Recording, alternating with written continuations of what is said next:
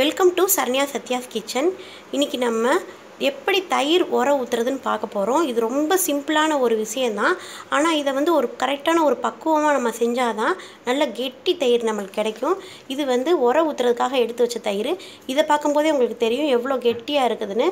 புளிக்காமல் நல்ல கரெக்டான ஸ்டேஜில் இருக்கணும். அதாவது நாங்கள் எடுத்துருக்கிறது நார்மல் பால் பாக்கெட்டு தான், கெட்டி பாலெல்லாம் இல்லை, ரொம்ப தண்ணியாக தான் இருக்கும். அதே மாதிரி பசும்பால் தான். இந்த பசும்பால்லே நல்ல கெட்டியான ஹோட்டலில் கிடைக்கிற மாதிரி எப்படி நம்ம தயிர் உர ஊற்றுறதுன்னு பார்க்க போகிறோம். அதுக்கு நாங்கள் இன்றைக்கி 1 லிட்டர் பாலில் தயிர் ஊற்ற போகிறோம். 1 லிட்டர் பாலுக்கு நம்ம உர ஊற்றுறதுக்கு ஒரு 2 ஸ்பூன் அளவு தயிர் தேவைப்படும். இப்போ இந்த ஸ்பூன் அளவு எடுத்துருக்கோம். 2 டேபிள் ஸ்பூன் அளவு இந்த தயிர் எடுத்துருக்கோம். உரையும் நம்ம தயிர் எப்படி வேணும்னு நினைக்கிறோமோ அந்த உரையும் நல்லா கெட்டியான உரையாக இருக்கணும். அது ரொம்ப மோர் மாதிரி இருந்து ரொம்ப விழுவிழுன்னு இருந்துச்சுன்னா நம்மளுக்கு வரப்போகிற தயிரும் அப்படி தான் இருக்கும்.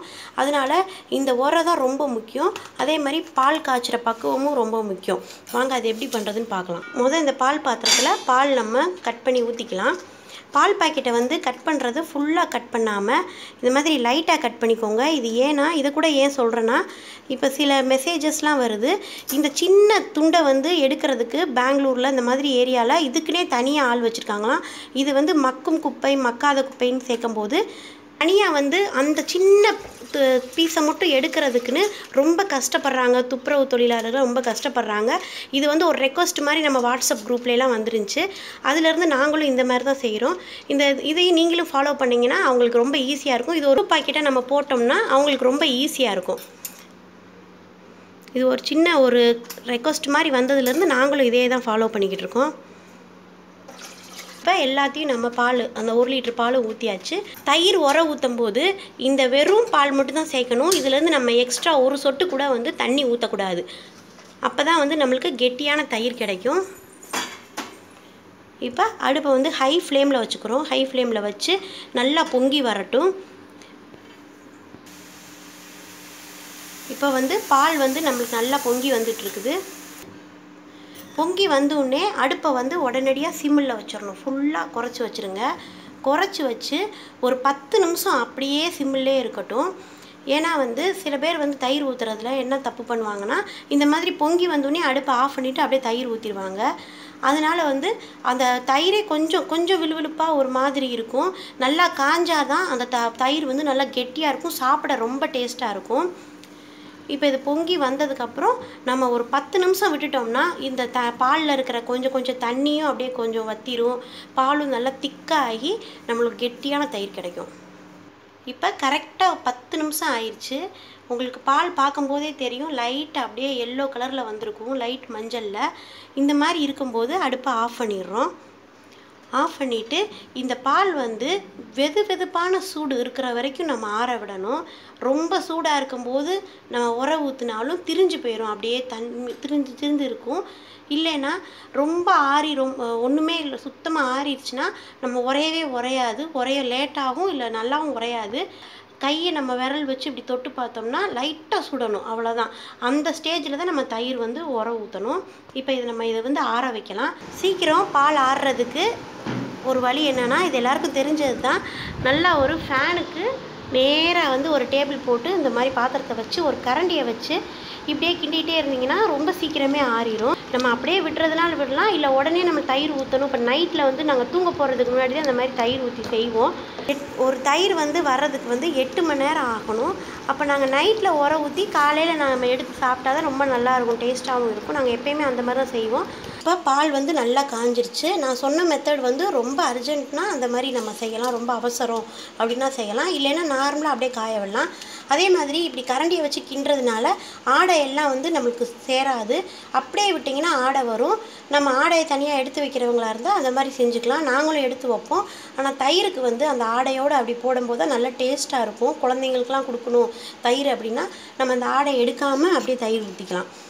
தயிர் பொறுக்கிற சூடு இருக்கிற போது நம்ம எடுத்து வச்ச அந்த தயிர் இருக்குது பாருங்கள், அதை ஊற்றிக்கிறோம்.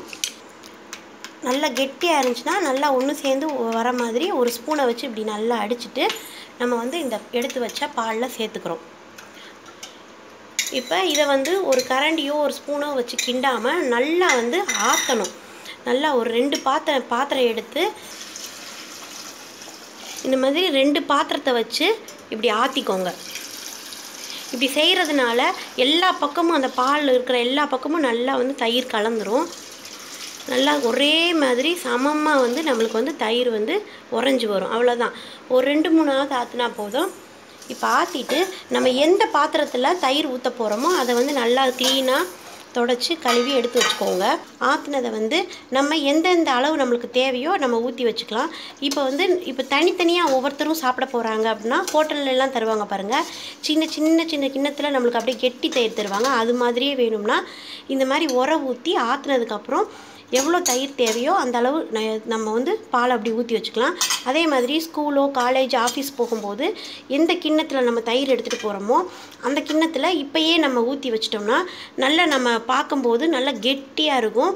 அந்த தயிர் வந்து லீக் ஆகாது, எதுவும் செய்யாது. இந்த மாதிரி எடுத்து நம்ம உடனே மூடி வச்சிடுறோம்.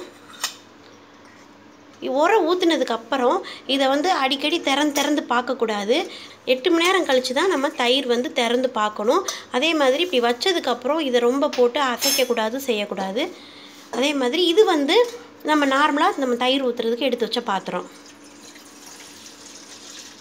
இதையும் ஒரு தட்டு போட்டு மூடி வச்சிடலாம். நம்ம காலையில் எப்படி இருக்குதுன்னு பார்க்கலாம். இப்போ நாங்கள் 10 மணிக்கு வந்து உரை ஊற்றி நம்ம வச்சுருக்குறோம். வச்சா காலையில் ஒரு 6 மணிக்கெலாம் நம்மளுக்கு சூப்பராக வந்து தயிர் ரெடி ஆயிரும்.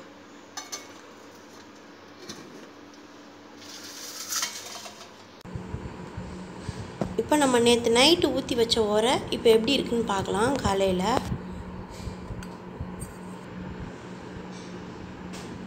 நல்லா சூப்பராக உறைஞ்சி வந்திருக்குது.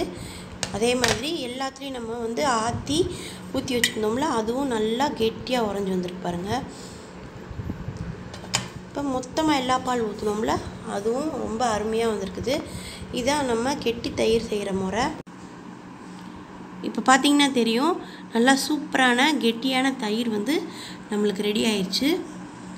இந்த அளவுக்கு நல்லா கெட்டி ஆயிருக்கு பாருங்கள். நம்ம சொன்ன அதே மெத்தடை அதே ஸ்டெப்பை அப்படியே ஃபாலோ பண்ணுங்கள். உங்களுக்கும் நல்லா கெட்டி தயிர் கிடைக்கும். நீங்கள் இந்த சின்ன கிண்ணத்தில் நீங்கள் பார்க்கும்போதே தெரியும், நம்ம ஹோட்டல்ஸில் தர மாதிரியே நல்லா கெட்டியாக இருக்கும். கொஞ்சம் கூட தண்ணியே இல்லாமல் ஆடாமல் அசையாமல் இருக்கு பாருங்கள். இந்த அளவு இப்படி இருக்கணும் தயிர்னா. ஆனால் நம்ம எடுக்கும்போது அப்படி லைட் அப்படி உடையிற மாதிரி இருக்கும். அப்போ தான் சாப்பிட ருசியாகவும் இருக்கும். நம்ம நார்மல் பசும்பாலில் தான் செஞ்ச தயிர் இது. எவ்வளோ சூப்பராக இருக்குது பாருங்கள். இதே தயிரை உங்கள் வீட்டில் எல்லோரும் ட்ரை பண்ணி பாருங்கள். இந்த வீடியோ உங்களுக்கு பிடிச்சிருந்தால் லைக் பண்ணுங்கள், ஷேர் பண்ணுங்கள், மறக்காமல் சேனலை சப்ஸ்கிரைப் பண்ணி வச்சுக்கோங்க.